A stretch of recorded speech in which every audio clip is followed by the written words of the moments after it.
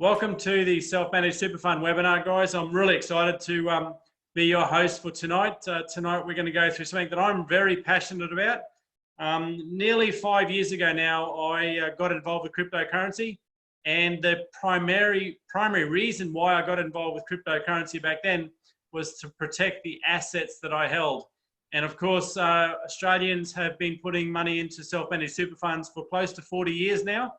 And it is a very big asset in the Australian economy. And the Australian economy has had many great things happen with super over the last 30 or so years. We've had a perfect run since 1992. We've had a great run with super.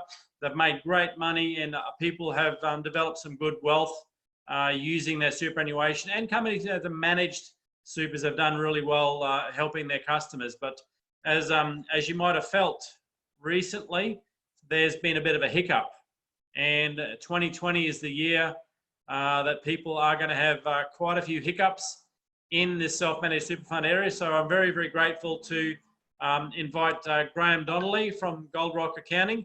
He's a good mate of mine. We've probably known each other quite a few years now, and I really enjoy Graham's passion for customers and his passion for helping people manage their tax affairs professionally. And of course, he's a self-managed super fund and a super fund specialist to boot. But welcome, Graham. I'll just get you to say a few words, introduce yourself, then I'll pop over to a quick PowerPoint presentation, then I'll let you rock and roll. Thanks, Andrew. Good evening, everybody. Graham Donnelly here from Gold Rock Accounting. As Andrew said, I've been in professional accounting all my life and have been around self-managed super funds for a fair portion of that as well, going back into the Wild West days of the 90s and the noughties, when you could just about do anything in super. But certainly I've been working with a lot of clients, helping them to recognise the opportunities that exist in relation to self-managed super, and particularly in relation to investing. And as most of us are very positive about the crypto space, a great opportunity for providing some capital to put into the crypto markets. So I'll be presenting a short PowerPoint presentation tonight on a few of the features of self-managed super funds, and hopefully to just give you a bit more information about that area and encourage you to seek more information or to create your own. Well done, great. I'm looking forward to hearing the how-to part, which is exciting. But what I might do now is just quickly run through a very short PowerPoint just to explain a little bit about classic wealth creation and this new area that I'm a specialist in new wealth strategies and new wealth creation. So I'll quickly do a quick screen share. Whoa. Don't know what happened there, 2 secs. There we go.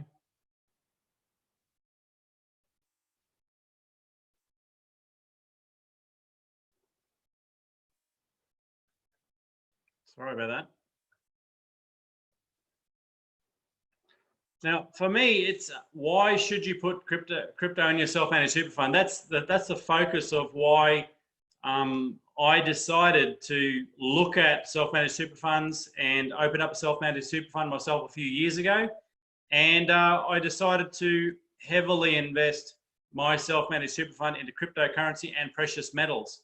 And as per Mike Maloney and Robert Kiyosaki, and you know, there's just so many of the super wealthy now that are recommending we do this. So I was a bit preemptive on their advice, but I was very grateful that I took action and learned about cryptocurrency, and I actually learned about self-managed super funds as well. And I'm grateful for people like Graham that can help people understand all the legislative requirements required to set up a self-managed super fund, and a little bit about purchasing cryptocurrency and putting that in your self-managed super fund. Now, who has the most to gain in Australia is really good to look at this statistic here, because it's at the moment, most people have been negatively affected over the last 2 months heavily with their supers. And it's pretty devastating to talk to people that lost 20 or 30% in their super in the last few weeks. And they know it's going to take a long time for people to get back in the positive and move forward again. And we are looking like this positive direction is not that good in the classic sense. So in Australia, we've got there's over 1.1 million members involved with self-managed super funds. There's over nearly 600,000 self-managed super funds, and they manage $746 billion. That's a lot of power held in people that look after their own financial affairs. Now, the biggest risky part of those self-managed super funds and the traditional traditional super funds is this cash deposit area. So $155 billion is held in cash, right? 51% of self-managed super funds have an average of $298,000 in them. And the average in self-managed super funds is over $500,000. Now, if you knew about cash and what's happening with cash, if you had that in your self-managed super fund, you really shouldn't be managing itself, because you need to have that money working for you. You haven't made any decisions. So tonight you're going to see a different strategy that you can implement to get that cash working for you and get that cash growing again in a totally different area than the classic wealth creation of shares, property, and having other people look after it for you. Now, ASX profile of wealth accumulators, that's from people that are 40 and above. So 40 to 65 are wealth accumulators, and from 65 and above are wealth preservers. So this is where a big area of people who actually want to set themselves up into retirement and make sure that they have enough money for retirement. They're accumulating wealth, whatever they have to do, they're investing it, they're trying their best, but look, the marketplace has changed dramatically, really. And a lot of these guys are pretty smart. A lot of these people that manage their own self-management, they're pretty smart, and they will make their own due diligence. They will go and seek the information from people professional and friendly, and they'll get their own advice and they'll take action on that advice. So this is the area where people are looking to get into retirement. And of course, the wealth preservers, which we have a great variety of those people in our webinar tonight. I love those guys. They are looking to maintain and protect the wealth that they've accumulated over the last 50 or more years of very, very hard effort and sweat. Now, why would you consider getting involved with cryptocurrency? Well, look, obviously there's the classic wealth generation areas, the shares, property, and having someone manage your money for you.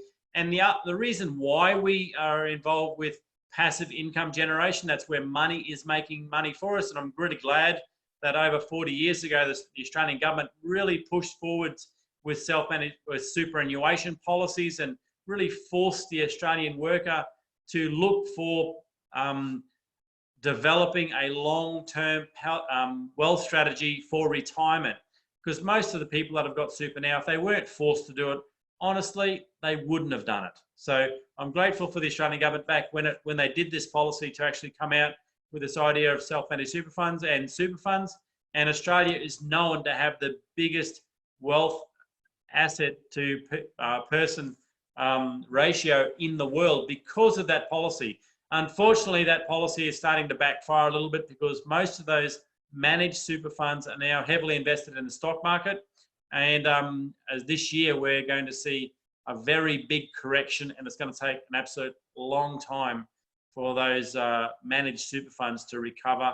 Plus, a few government policies about taking money out of their super tax-free is also having a pretty detrimental effect to the wealth storage in those areas.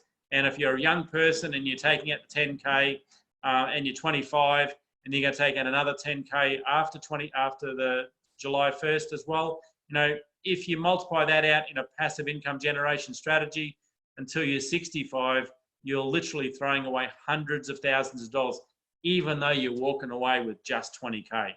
So this is where we need to understand and learn more about passive income generation and getting money working for you. Now, just to expand a bit more on this here, so the classic wealth creation is shares. As you can see, this is the Australian Stock Exchange over the last few years. Back in 2000, we had a pretty big correction back in 2000. And of course, after all corrections, you have a consolidation phase. Then you have a bubble when everyone sort of forgets about what happened down here. So we had a big growth phase here. And of course, we had the 2008 GFC. Again, another big correction. Unfortunately, in Australia, this property area did not do this. The property area kept on going up. So, you know, the government policy propped up property, and that's really going to come and bite us back now. So again, after 2008, we had quite a few years right up to 2015 of a very long consolidation period. So you can see that's like 7 years of flat economy.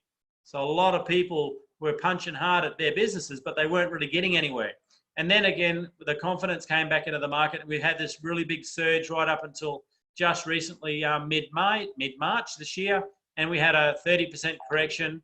And now we've got crazy quantitative easing policies by governments all over the world. They're pumping heaps of cash into the market. There's no room for interest rates. So interest rates are really cheap. So people are borrowing money. And what are they doing? They're borrowing shares. So this is going to go up. And of course, the correction is going to happen. It's going to be pretty violent.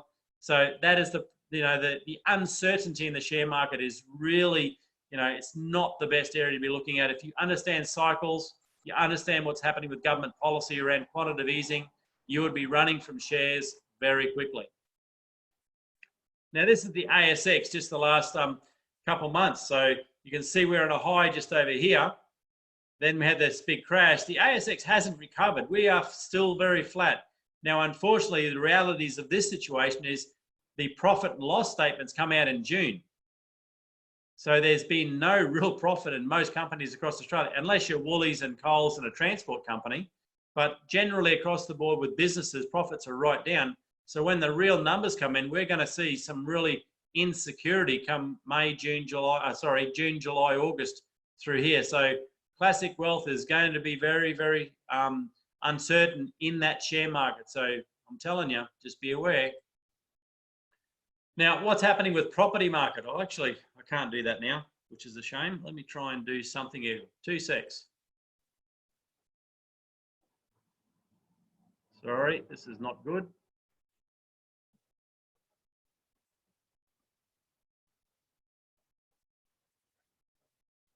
So this is the unemployment, this is the house pricing for Australia compared to the house pricing of the world, the affordability index. And as you can see, what happened in 2008 around here, we were going on a crazy move with being too unaffordable there. And then they put out the first home buyers loan. So a lot of people who are buying their first home, most people under 50 could have qualified for this if they'd stored up enough assets. So at this point here, they got those first home buyers loan, which really manipulated the housing market right through to now where we're going up real crazy now. Unfortunately, if I can just quickly go back and fix this order up a little bit.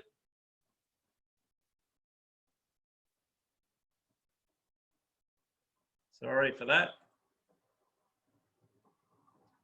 Now, what's happening with the housing market, as you're all unaware, and some of you have been negatively affected already, we've got unemployment increasing, which is increasing mortgage stress. So that is a big problem. And that's going to have a very big effect on the property pricing over the next probably 6 months and way, way beyond that as well.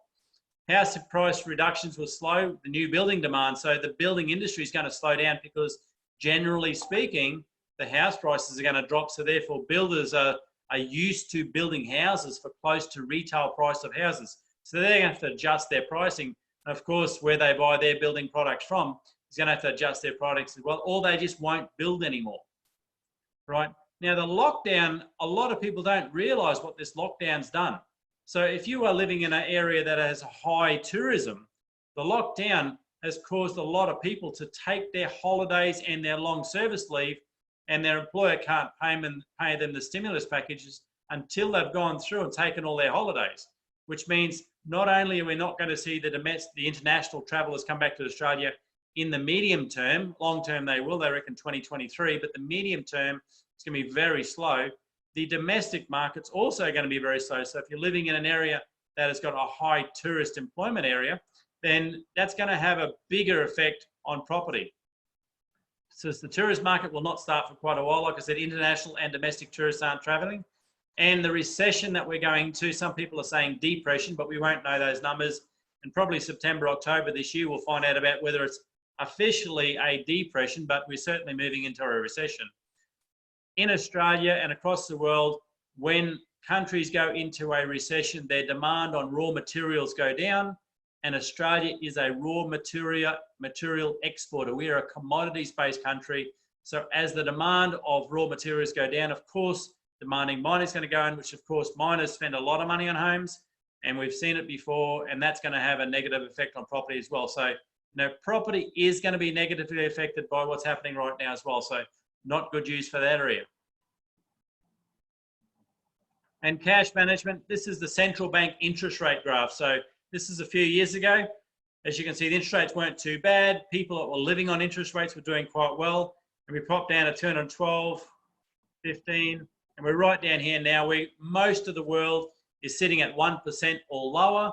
I think there's 80 banks in Germany paying negative interest rates. So they're actually charging their customers for storing cash. In Australia, we're sitting at 0.25%. So if you do have cash in the bank in Australia, of course, you are going to be going backwards by just having cash in your possession. You need to get that cash working for you.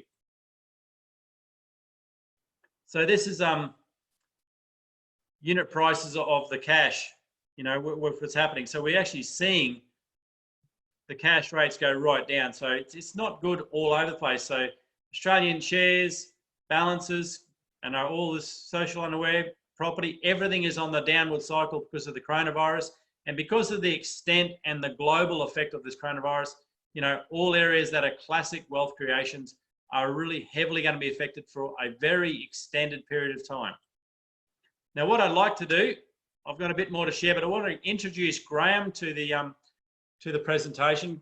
Like I said, Graham's from Cold Rock, so he's a very extraordinary accountant. He knows what he's talking about with accounting and self-managed super funds. And I'll put you over to Graham and get him to share a little bit about what he specialised in. But before I do that, has anyone got any questions on what I've gone through so far? Unmute yourself, ask a question, then we'll let Graham rock and roll.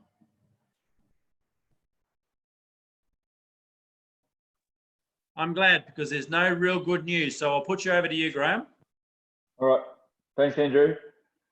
Like I said earlier, people, what I want to do tonight is just to go over a bit of a presentation that I operate and have shared a few times, to give you just an oversight as to what self-managed super fund is all about.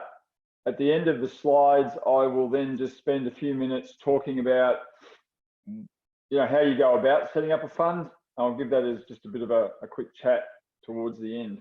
So firstly, a little disclaimer. As usual, this is not financial advice. You need to talk to someone specifically qualified and experienced to give you advice. But this is just general advice to increase your education around this area.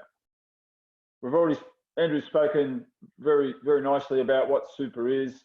And with recent world events, it's just becoming more and more relevant to me and to people to take control of their own financial futures and move forward. And super is an area that we can do that.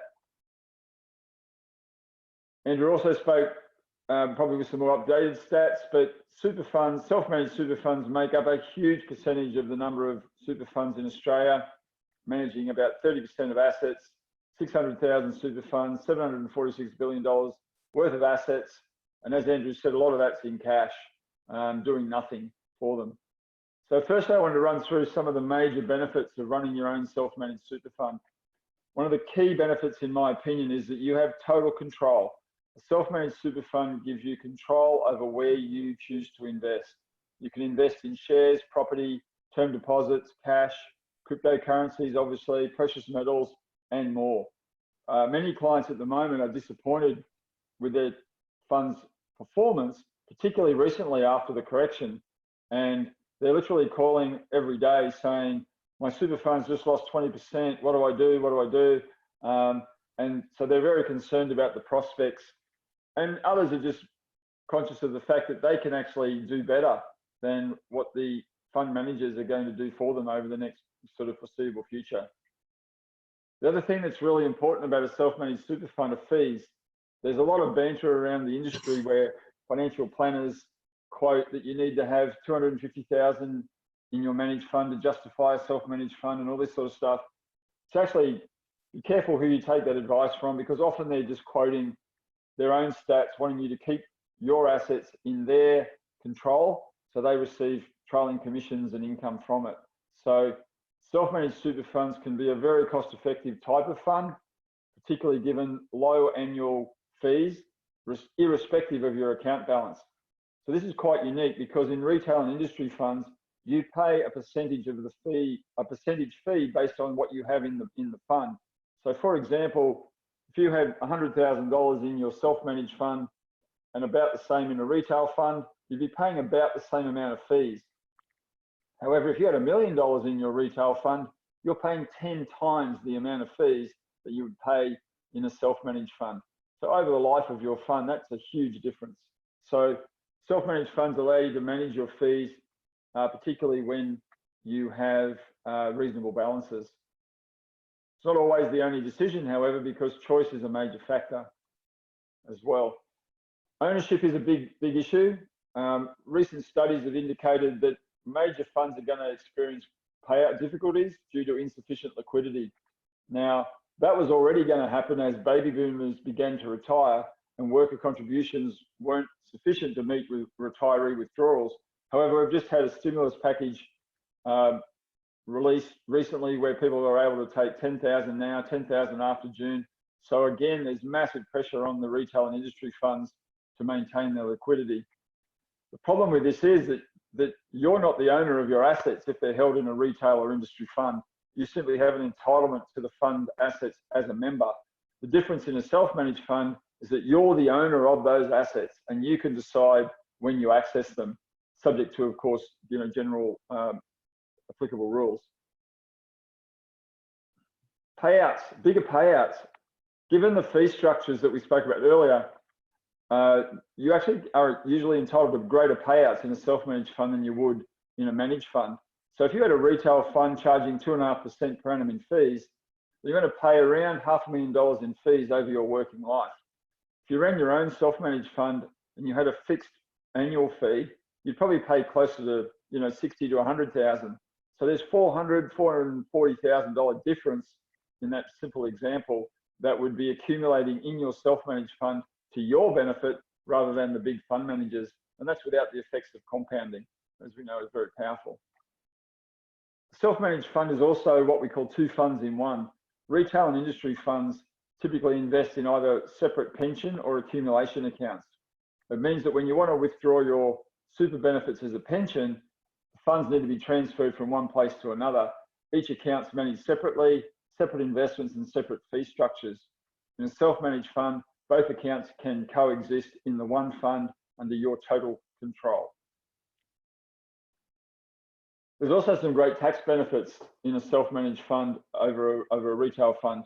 When you start drawing a pension from your super in a self-managed fund, the tax rate falls to 0, and that's on earnings and capital gains. So we often have a strategy where people don't sell assets in their self-managed fund until after they instigate a pension, in which case the capital gain on the sale of any assets is actually 0. So you can generate unlimited income and capital gains, pay no tax on them after commencing of a pension, and that's not the same in a retail or industry fund. The other great advantage of a self-managed fund is you can consolidate your investments across your whole portfolio. So members can make contributions of assets into a self-managed fund instead of simply depositing cash. This is called an in-specie contribution. Only certain assets can be transferred in by a member, but things like shares, managed funds, and property, particularly commercial property, can be transferred into the fund. What that means is that you can now use the benefits of self-managed super and super protection legislation to protect all your family assets under the one self-managed super fund tax advantaged umbrella. So some of the benefits in summary then, you've got huge reduction in fees, great tax benefits, you own the assets, larger payouts become possible, all asset classes can be included, not just the 3 that your financial planner or your real estate agent will tell you about. You can borrow to buy property in self-managed super. You can also invest in things like crypto and precious metals. You can trade shares and derivatives. And most importantly, you create your own investment strategy. A couple of other features of self-managed super funds, just to finish up. A self-managed super fund can be set up between 1 and 4 members. You can only have a maximum of 4. and can include a single person with the right trustee structure, husbands and wives, business partners, and family members and friends. And often we're finding that people with small balances in super are consolidating with their families or even their friends to give them a bit more critical mass to share the costs of setup and administration. Generally, super funds across the board, whether they're retail or self-managed, are taxed at a maximum rate of 15% on earnings. So anything that you make in the fund, including contributions, are taxed at that rate. Capital gains are taxed in a super fund at 10%, which is obviously better than outside of super when you'd be paying up to 46.5% on earnings and capital gains. Of course, contributions are tax deductible to the employer and the self-employed for payments made to a super fund. Insurance is another area that is very important, and you can actually have your life insurance in your self-managed super fund. The premiums become tax deductible to the fund and are paid by the fund rather than out of your after-tax dollars. So we often use that as a tax strategy to give people a tax deduction for life insurance premiums that otherwise would not be tax deductible. This can also be a great estate planning tool because on the unfortunate event of the death of one of the members, the proceeds from your policy are then paid into the fund and are distributed in accordance with your wishes within the fund, either to other members or as a payout to individuals. Super benefits are protected from creditors in the event of bankruptcy. This is a great asset protection tool and one that we are very conscious of. So even if you were forced into bankruptcy for whatever reason, your super benefits at the moment are protected from creditors. So Goldrock Accounting is basically can be your partner in this space. We help you with a whole list of things there, including connecting you with people who will look after all of the ongoing administration. We have one of our great colleagues in the Daxley family, Lewis, from his own company that looks after self-managed super fund administration. So we work very closely with him. We also connect you with other advisors, legal, financial planners, tax agents, and so on, if you need. So we can be a bit of a one-stop shop in relation to that to help you along that path. The what now is a really important one that I know Andrew is very keen to get, to get people to understand. And the way that we approach things here is that we basically will have a chat to you with no obligation to decide whether or not that a self-managed super fund is right for you. And at the end of that, assuming that we believe that it will work for you, then we will send you an order form and you can then go from there. We then handle the whole process, set it all up for you. Basically, the only thing we can't do for you is open the bank account. We'll attend to all the rollovers, all the legislative requirements, as well as all the applications for ABNs, tax file numbers, and so on with the ATO. So if anyone has any queries, feel free to use that email address there. Drop me a line, and we can either set up a quick chat or I can forward you on some application forms to take you further. That pretty much is me for now. Happy to hand back to Andrew, and maybe I don't know if you're going to open up to questions or whatever, Andrew, but I'm certainly happy to field any that any of the listeners have got tonight.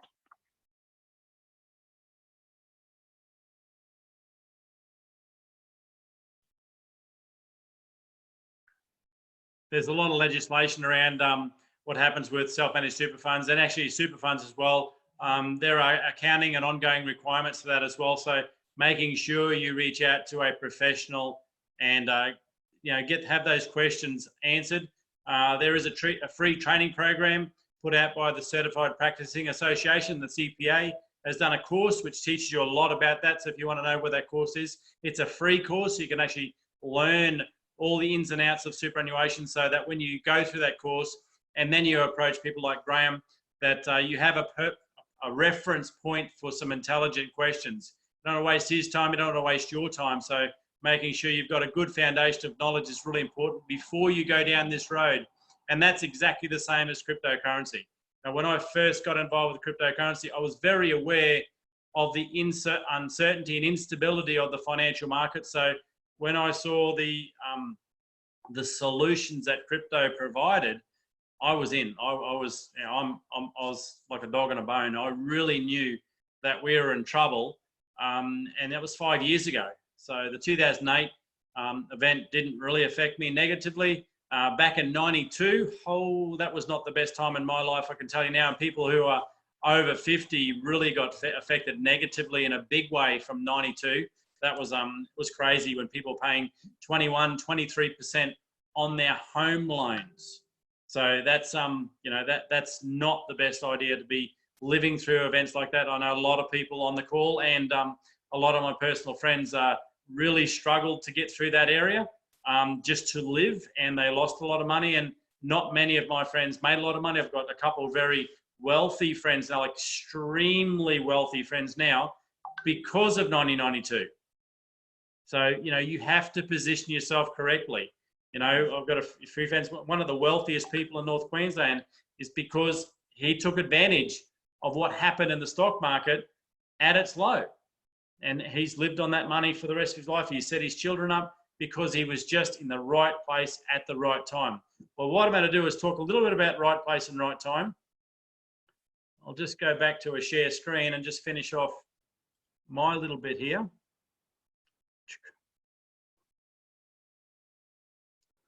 So this is the cryptocurrency global charts. This is the whole market capitalization from back in January 17. So the beginning of January, we had this really big growth on that year. It started off at about $1,500 per Bitcoin, and we topped out at $29,000. Who would like to put their super in down here and cash it in out there?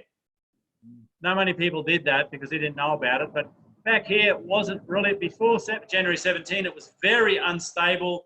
There wasn't a lot of people involved. No one really knew anything about it. You know, I've been involved for a few years at that point, but from about September, October onwards, it just went to the moon, mainly because the media and what governments are doing. So it went crazy up. And then it had a bit of a reset, a big flattening period. And of course, Daxi got brought into the field back here right before that boom. That's when Daxi got brought in. But, you know, we went through this rise. We grew through this flattening area. But if you'd put money into cryptocurrency and your super back here, your super account would be 1,300% higher than it is today, because we're following a very positive trend. And it's important to understand, as people looking at long-term passive wealth generation, we look for trends. We don't care if it does this big spikes and drops, but the trend is what we're looking for. And that's why super's performed so well in Australia up until this year, because the trend has been superbly positive since 1992. So this is new wealth. This is what we're looking at now. This new wealth area is really important to understand before you make any commitments with your money. So understanding and confidence is the key. So like I did 5 years ago, I switched some of my cash over, and I learnt more and I learnt more, and I switched more cash over. And it was only 2 years ago. So, you know, 5 years into my journey, only been involved with super and cryptocurrency for 2. But you're lucky because you've got a lot of people around you now that are very, very good with understanding and teaching the benefits of cryptocurrency. So your learning time frame can be shortened dramatically. There's a lot more information now, and we've got some really good strategies around what's happening with the blue chip coins around the world with cryptocurrency as well. So there's only 500,000 people involved with crypto in Australia, but that number is going to dramatically increase. Now, 16th of April, only a few days ago, you know, Scott Morrison wants pensions companies to fund company bailouts. Now, just to think that, just to have that thought means that they are planning this. Whether they take action on that, I don't know, but the government has got the authority with the bailout laws to take money from your savings account and take money from your super in times of economic distress. Now, the way they're pouring money into private companies and lending and social services, now the social service is the one that I think they need to, but propping up multinational companies and all the other bits and pieces that they're doing, I don't think is necessary. You know, they are looking heavily at pension funds and superannuation funds to bail out banks and companies. So if you're in that area, I'd make sure that you get into a very active learning phase. Now, the buying process for cryptocurrencies, once you set up your account, and it's got to be a self-managed super fund account with an exchange. I use the DAXI platform as the best one. You're selecting a super fund, so someone would refer you to DAXI, of course. You'd use that referral. You'd select super fund, put your fund name, phone number, and email address. They'd give you the bank account details. Once your account is verified, so you've got to wait for your account to be verified. That takes between 4 to 5 days to get that verified. Once I've got all your documentation, then the money that you send to DAXI turns into cryptocurrency and gets allocated into your account. So again, fill out an order form, select trust or super fund, fill it out, open your wallet, and bang, you've got your account, and you can actually store your cash assets wherever they may be into cryptocurrency. Now, look, I really appreciate your time. Thank you very much for your learning. There's a lot of information here that we are not talking about because there's just too much for the time frame we've got. We've been going for 40 minutes now. Literally, this is days and weeks of understanding and learning and making sure that you are fully aware of what's happening in the world of finance and what's happening in the world of cryptocurrency. And you have to develop your own strategies because it is a self-managed super fund, and develop the strategies that you need to gain wealth in this area of maximum disadvantage, maximum disruption. And like the really wealthy friends that I've got now, a lot of those guys became wealthy, very wealthy, back in 1992. Robert Kiyosaki made more money in 2008, 2009 than his entire life. And now Robert Kiyosaki is not telling you to buy property. And this guy is in his mid-70s now, and he's been talking property his whole life. He is now talking cryptocurrencies and precious metals, not property. Bet you in 2 years' time, he'll be talking property again. And he'll be just waiting to cash in again. Now, I don't like the property market for that reason, because someone has to lose for you to get rich. I don't like shares for the same reason, but I love cryptocurrency because whatever I make in cryptocurrency does not negatively affect anyone. This is new wealth. This area is massively growing. A lot of people across the world are going to get involved with cryptocurrency because of the central bank digital currencies coming out very soon. So we are not disadvantaging anyone by becoming wealthy using cryptocurrency and what's happening with the second crypto boom. Whereas other areas, you are taking advantage of what's happening with the markets. And look, that is the way it's been in the past, but I'd prefer to stick with what I'm doing. And I'm hoping that you get motivated to learn more about cryptocurrency, ask questions, reach out to the person that invited you to this webinar, and you too will gain some confidence and understand more about cryptocurrency. But what I'm going to do now is open it to the floor. Has anyone got any questions that I can ask either myself or Graham before we stop the recording and have a private chat?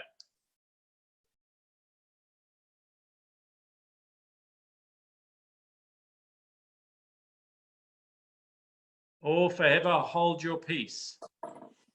No, Andrew, I do have a question for you. Fantastic. We're not singing happy birthday to you tonight, Sandra. No, we're not. It's long gone. Like, we have not yet set up our self-managed super fund. Yes. But once we do, are we able to transfer our DAC from our other accounts into our super fund? Like, can we transfer our DAXI from one account to our super fund? But that's a professional answer that I know the answer to, but I'm going to give that to Graham because he's an accountant. Thanks, Andrew. Yeah, certainly. So if you've got assets outside of super and you set up a self-managed fund, I mentioned in my slideshow that there are certain assets that you can transfer in as an in-species contribution. So the fact that your DAXI account in your self-managed super fund name will be able to accept those DAC tokens, then you will be able to transfer them in. How they're treated in the fund is another conversation that you'd need to have with your self-managed super fund advisor. but they could be one of a couple of things. It could be just an in-specie contribution and what we call an undeducted contribution to the fund, or you could even structure it in such a way that those contributions may even be tax deductible, depending on how you're structured outside of your super fund. So there's a few answers there, but the short answer is yes, they can be transferred technically into your fund. Graham, is there a limit? Is there a limit on how much to send? Yes, there is some limitations, but those limits are pretty high. So unless you're talking 7 figures, I think you'd be reasonably safe. But once again, without knowing personal circumstances, it's a little bit hard to give an exact answer. But technically, the limits are reasonably high. So I would suspect that, as I say, unless you're talking 7 figures, I would say the answer is yes, but seek advice on that one specifically. Thank you. You want to finish your question off, Sandra? Sorry, mate. And does that go for if you've got precious metals as well? Can you transfer them across? Yes, similarly to the answer on the cryptos, you could certainly transfer those across. Precious metals is a really interesting one because you've got questions regarding storage, ownership and things like that. So once again, that's a fairly specific area, and make sure you get some advice, but in principle, absolutely. Well done. What I might do is just cancel the recording for the night. We can stay on, have a chat after it. But look, thank you very much for your time. Reach out to the person that shared this video with you. There is a lot of information that you need to know before you look at this as a serious option for you. It is serious, and the negatives are pretty serious. The positives are absolutely fantastic. But look, make sure you fully understand what you're doing, because you are self-managing, so you need to be educated. Get some confidence, reach out to the person that invited you to watch this video and get more information, and ask questions from Graham, from professionals and people that are very experienced in the industry. Thanks for your time. Good night.